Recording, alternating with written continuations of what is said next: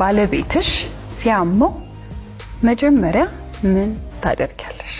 ወይ ያው አብሬውኝ የሆነ ወይ አሻሻዋለሁ የሆነ ነገር ለዛ ነው ማረጋው። ብዙ ጊዜ ታሻሻለሽ? ምን ብዙ ጊዜ ራሴን አመኝ ስለሚል ራሱ ጸጉሩ ታሻሻለሽ? ፋሲካስ?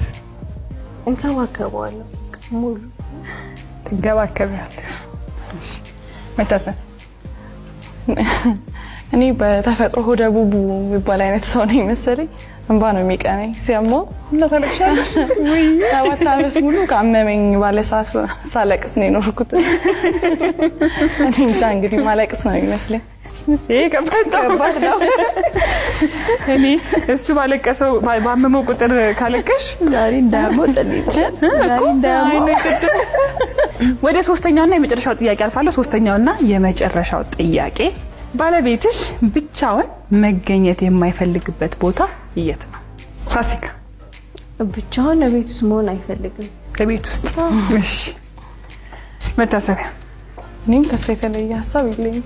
ለቤት ውስጥ? ቤት እኔ ሳልኖር እንደሚደብረው ነው የማውቀው። ስለዚህ ቤት ውስጥ መሆን አይፈልግም ብቻውን? ቤት? እሺ ቤት